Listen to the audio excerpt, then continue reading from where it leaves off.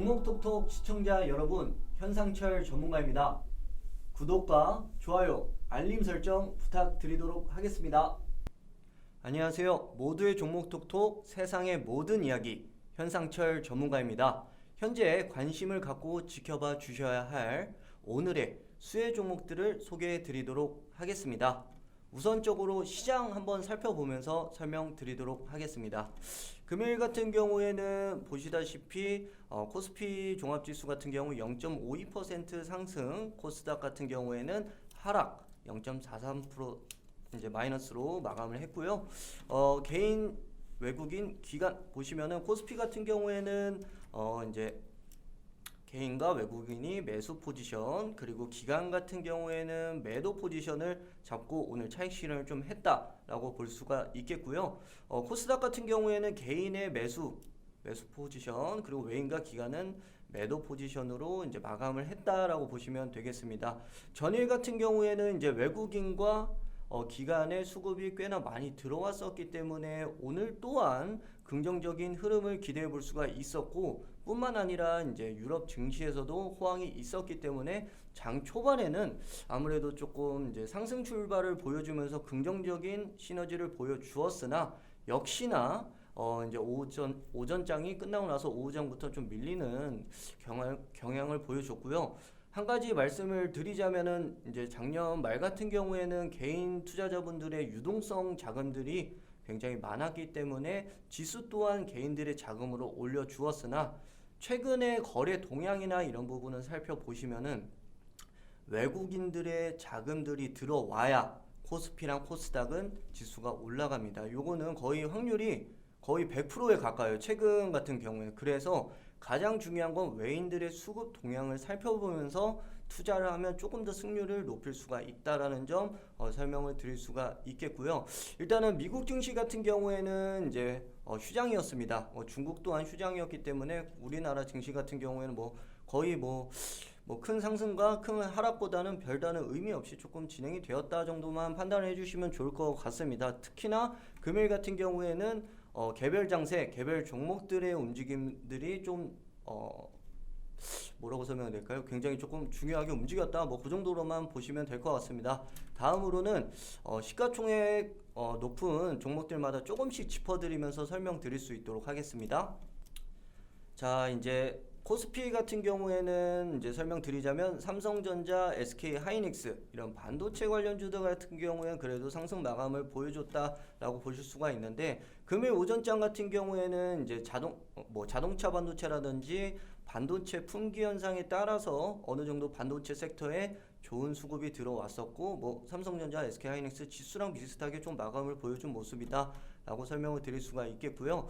눈여겨봐야 될 거는 금일 같은 경우는 네이버나 카카오 같은 경우에는 그래도 조금 2% 이상 좀 상승을 보여줬다라는 점이 있는데, 일단은 제가 차트 보면서 추가적으로 설명을 드리겠지만은 경기 민감주보다는 경기 방어주인 요 두 종목 같은 경우에는 좋은 흐름을 보여주고 있다 라고 정도 이제 체크를 해보실 수가 있고, 현대차나 기아차, 현대모비스 이런 최근에 자동차 관련주들이 굉장히 조금 좋은 흐름을 보여줬음에도 불구하고 별다른 움직임이 없었죠. 큰 변동성이 없었다라고 정도 보시면 될 것 같고, 일단은 LG전자 같은 경우에가 4% 정도 올랐는데, 이거는 이제 모바일 사업 부문 관련해서 이제 매각 관련 이슈가 나온 게 있습니다. 거기에 따라서 4% 정도 상승 좋은 흐름을 보여줬다 정도로 체크를 하시면 좋을 것 같습니다.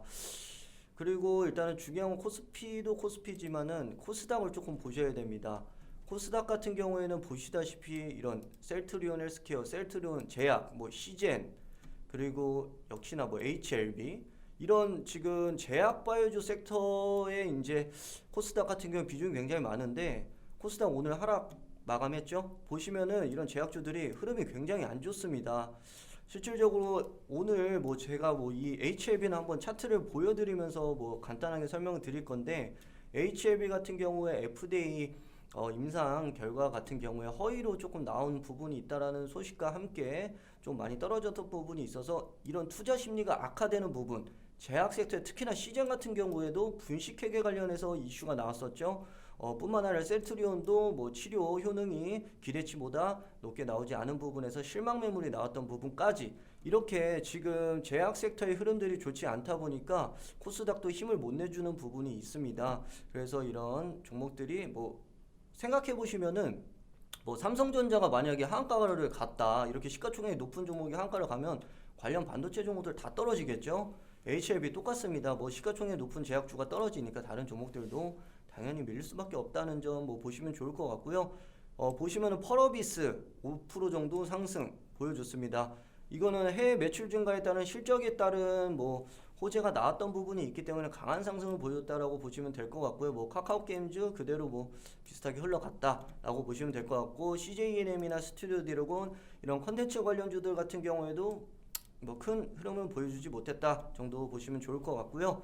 보시면은 원익 IPS, 솔브레인 이런 기술주 반도체나 2차전지 관련 종목들은 아까도 설명드렸지만은 이제 중소형주 이제 삼성전자나 SK하이닉스나 이런 반도체 관련해서 이슈가 있었고 거기에 따른 중소형주들이 많이 움직였다라고 보시면 좋을 것 같습니다. 전반적으로 이제 뭐 코스피나 코스닥 시장 관련해서는 한 요 정도로 이제 말씀을 드릴 수가 있을 것 같습니다. 추가적으로 이제 뭐 특징주라든지 앞으로 이제 뭐 삼성전자 그리고 SK하이닉스를 가지고 계신 이제 투자자분들이 어떻게 대응하면 좋을지 아니면 신규 매수가 가능한지 이런 부분들이 가장 궁금하신 것 같아서 제가 좀 차트 보여드리면서 설명드리겠습니다.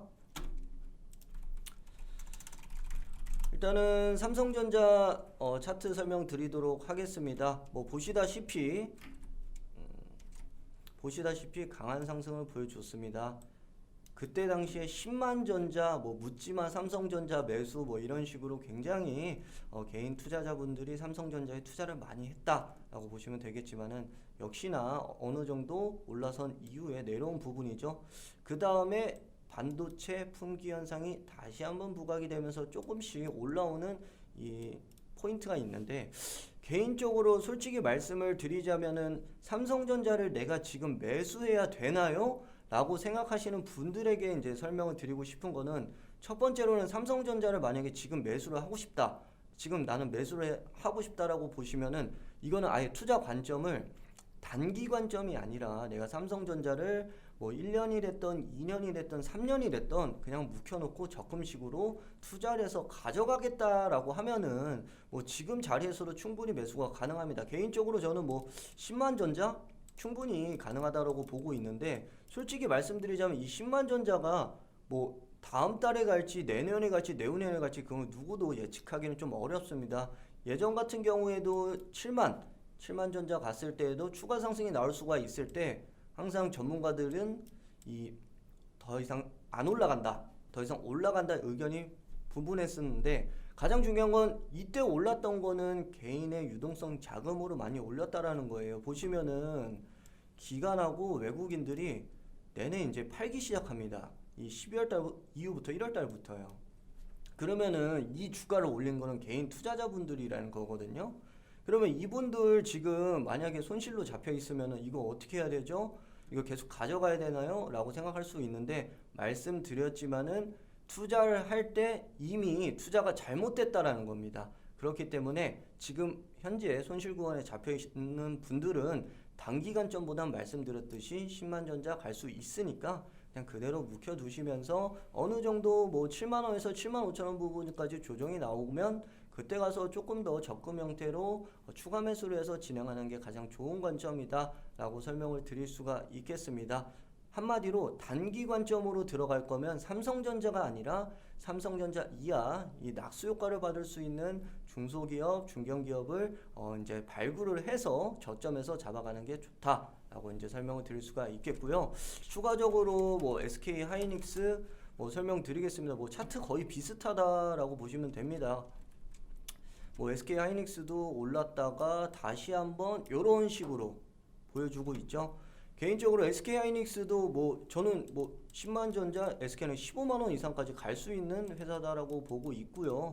뿐만 아니라 지금 뭐 삼성전자나 SK 하이닉스나 반도체 품귀 현상이다, 공장 증설한다, 이런 앞으로의 향후에 대한 비전이라든지 이런 부분이 굉장히 좋게 나오고 있지만 결국에는 한 가지만 짚어드려야 될 거는 일단은 뭐 개인 투자자분들이 뭐 삼성전자, SK하이닉스, 뭐 LG화학 등등 좋은 기업입니다. 정말 좋은 기업이고 정말 건강한 기업이죠. 근데 중요한 건 내가 샀을 때 그 기업의 주가가 오르면 좋은 기업, 떨어지면 나쁜 기업이라는 거예요. 결국에는 좋은 기업이더라도 내가 손실을 보고 있으면은 개인적으로는 나쁜 기업이라는 겁니다. 그렇기 때문에 항상 매수를 할 때 좋은 기업이니까 아무 때나 들어가도 오르겠지가 아니라 정확히 어느 정도 좀 눌러줄 때 들어가는 게 좀 안전하고, 차라리 이렇게 고점을 이렇게 찍었던 종목들을 단기적으로 들어가는 것보다 내려가 있는 걸 잡는 게 당연하지 않을까요? 제가 이거는 뭐 한 가지 종목 외로 좀 설명을 드리자면은, 요거는 간단하게만 설명드리자면, 주식은 좀 약간 시소랑 조금 비교를 조금 해드리고 싶은데, 이렇게 시소가 있는데 위에 이렇게 보시면은 이런 식으로 뭐 수익이 크게 날 수 있는 종목들이 있죠. 이런 수익률, 이런 종목들을 수익 실현을 하려면은 전략적으로 필요하다는 거예요. 그러니까 개인 투자자들이 너무 지금 잘못되고 있는 게 뭐냐면은, 예를 들어서 12월 달에요. 12월 달에 남들이 뭐 SK 하이닉스, 삼성전자 좋다라고 해서 여기에 뭐 전기차, 현대차, 삼성 뭐 등등, LG전자 이렇게 막 매수를 하는 겁니다, 사람들이. 근데 중요한 거는 그때 당시에 네이버랑 카카오 매수한 사람 얼마 그렇게 많지 않을 겁니다. 그러면은 이게 점점 많아지는 거예요. 이쪽에 다 좋다고 하니까 사람들이 일로 다 몰려요. 그러면 이 시소가 당연히 이렇게 올라가겠죠. 여기 있는 사람들만 먹는 겁니다. 그런 다음에 여기 이렇게 떨어진 사람들이 나중에 네이버랑 카카오 좋다네 라고 하면 자금을 또 일로 옮깁니다. 그럼 다시 반대 현상이 일어나는 거예요. 이게 뭐냐면은, 남들이 뉴스로 봤을 때 좋다 뉴스에 좋다, 아니면 앞으로 더 갈 거다라고 하는데 이미 자리가 고점이다, 따라 들어가는 것보다는 조금 더 관망하면서 지켜보는 관점, 내 관심 종목에 추가를 해두는 게 오히려 좋다. 그러니까 마냥 쫓아 들어가지 말라라고 말씀을 드리고 싶습니다. 뭐 앞서서 말씀드렸지만 그 다음 네이버 설명드리겠습니다. 자, 보시면은 네이버 같은 경우에도 보시다시피 요 12월 달에 다 올라갈 때 얘네 못 올라갔어요. 보이시죠? 그 뉴스나 기사에도 나오는 게 뭐 카카오나 네이버는 초대받지 못한 12월 달이었다. 이만큼 이 네이버나 카카오도 오르지 못했어요. 근데 중요한 건 아까도 설명드렸지만 지금부터 쭉 올랐죠. 평가가 절하되어 있다는 겁니다. 그렇기 때문에 올랐던 부분이 있는 거고, 이미 이제 올랐던 자금들이 당연히 다시 1월달에 보세요. 삼성전자, SK하이닉스 팔았던 자금들 일로 들어오고 있죠. 이런 식으로 순환이 갈 수가 있다는 부분이 있는 겁니다. 특히나 네이버 같은 경우에는 지금 연일적으로 갭으로 뛰어서 상승하는 부분이 있잖아요. 이 부분은 일단은 쿠팡 관련해서 이슈가 나왔던 부분에서 네이버 쇼핑이 쿠팡과 뭐 이제 이커머스, 뭐 쇼핑 관련해서 원리를 다툰다. 그만큼 쿠팡 대비해서 저평가가 되어 있다는 부분에 앞서서 좀 어느 정도 오른 부분이 분명히 존재를 하고 있습니다. 그렇기 때문에 좀 올랐죠. 그러면은 이제 여기서 생각을 해봐야 되는 겁니다. 네이버 지금 들어가야 되나요? 지금 앞으로 뭐 더 갈 수 있나요? 물론 네이버도 더 갈 수 있습니다. 왜냐면은 경기 부양책에 따라서 지수가 오르면 이건 대형주들도 당연히 오르죠. 뭐 제 개인적으로는 45만원까지도 충분히 보실 수가 있다라고 하지만, 중요한 건 항상 말씀드리지만 단기 트레이딩 관점에서는 현재 진입은 불가하다. 항상 보유자의 영역이다라고 생각을 하시고, 좀 내려왔을 때 내가 조금은 들어가는 거 어떨까라는 생각이 좋을 것 같고요. 기존에 이제 보유하고 계셨던 투자자분들 같은 경우에는 저는 개인적으로 요 40만원 위에서 비중을 조금 수익 실현을 해놓고 이제 좀 지켜보는 게 낫지 않을까라고 생각을 합니다. 그 다음으로는 보시다 한 요 정도 부분 35만원 부분을 이제 이익 보존가나 아니면은 손절가로 잡아놓고 진행하는 게 좋을 것 같다 정도로 설명을 드릴 수가 있을 것 같고요. 다음으로는 카카오 보겠습니다. 카카오는 뭐 오늘도 강하게 네이버랑 같이 올랐죠. 저는 사실 네이버보다 카카오가 좀 더 가지 않을까 라고 개인적으로 생각을 하는 부분은 있습니다.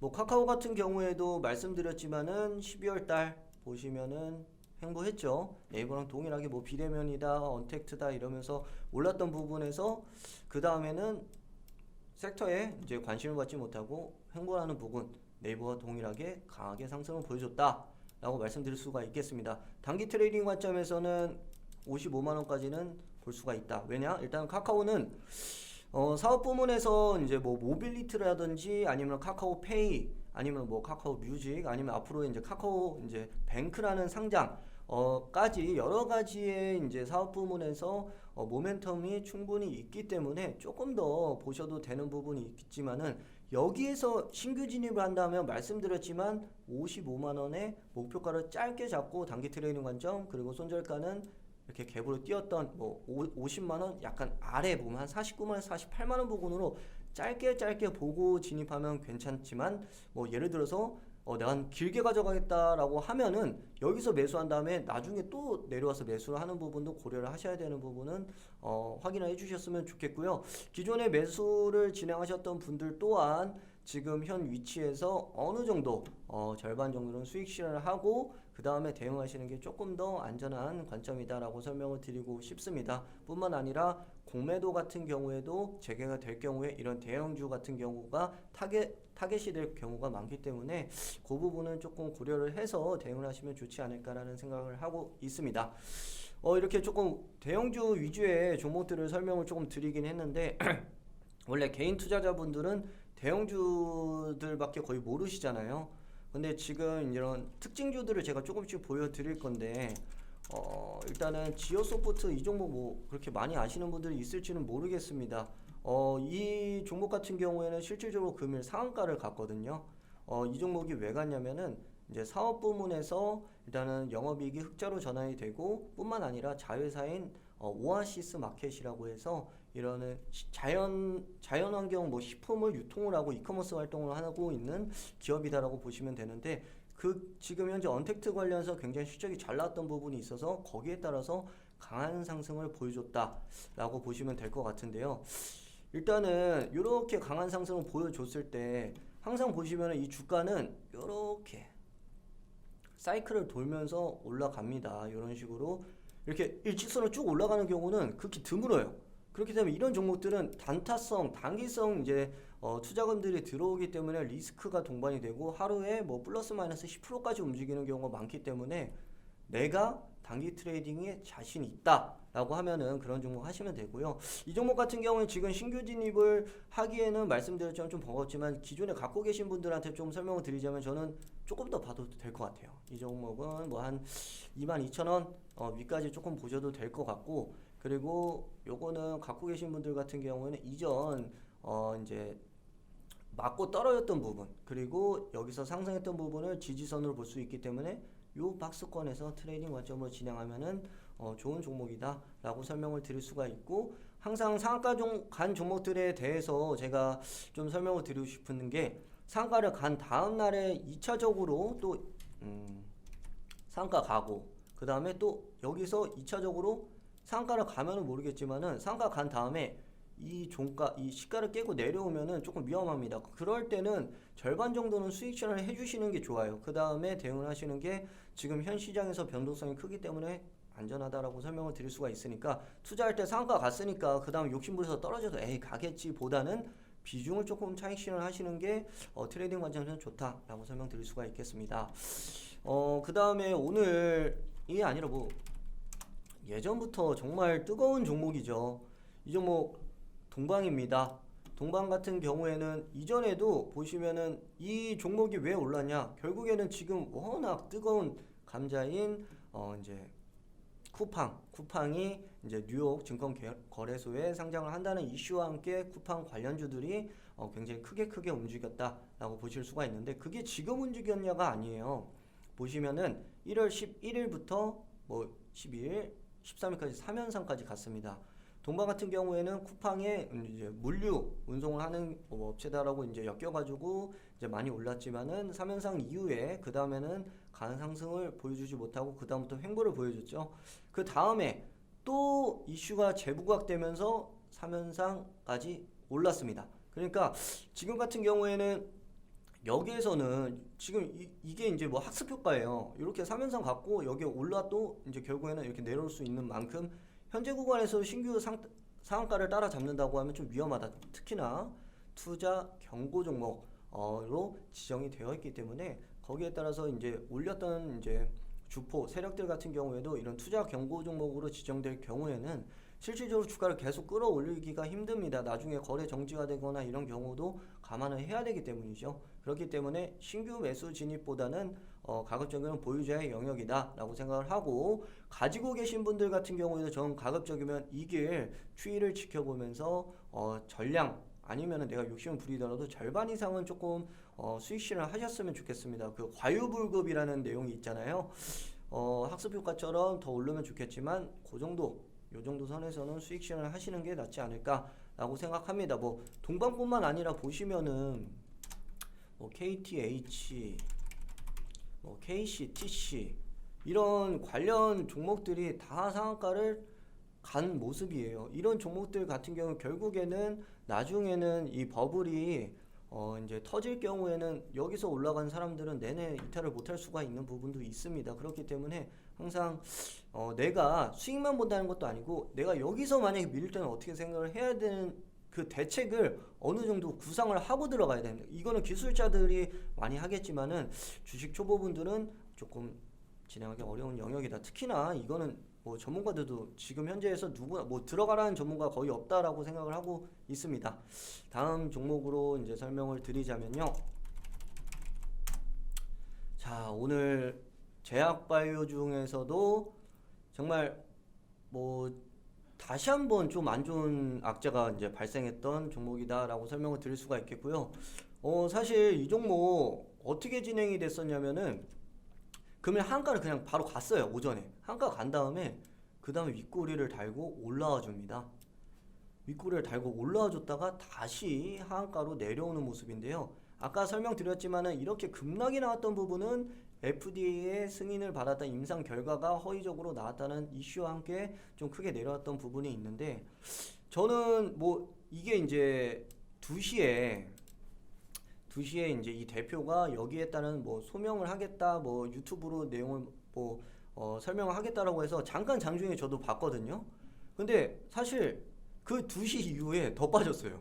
2시 이후에 더 빠졌고, 내용을 들어보면은 정말 뭐 확실하게 얘기하는 것보다 뭐 관점마다 다르다 하지만 우리는 최선을 다해서 소명을 하겠다 뭐 이런 등등의 내용들이 있었지만, 저는 개인적으로 뭐 굳이 안 했어도 될 내용이다 라고 생각할 만큼 별로 썩 와닿진 않았습니다. 특히나 일단은 안입된 굴뚝에 연기가 나랴 라는 얘기가 있듯이 뭐 이렇게 횡보를 보여주다 급락에 나온 부분에 있어서 썩 앞으로 긍정적인 흐름이 나올 수 있는 부분은 시간이 굉장히 오래 걸리지 않을까라는 생각이 있습니다. 물론 지금 또 추가적으로 분봉을 보면서 좀 설명을 드릴게요. 자, 요게 이제 분봉입니다. 보시면은 이렇게 한가 내려왔죠. 그 다음에 잠겨 있다가 쭉 오릅니다.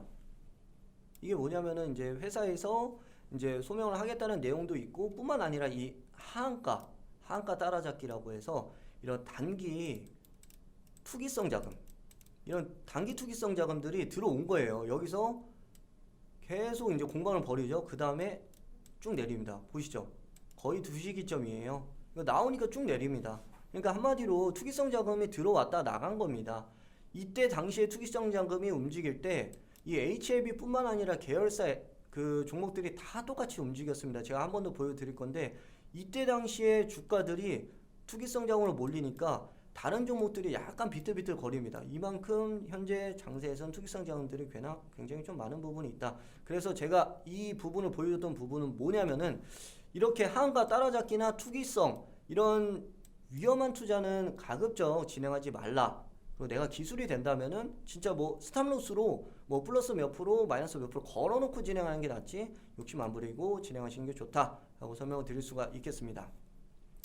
자, 보면은 뭐 HLB 뿐만 아니라요,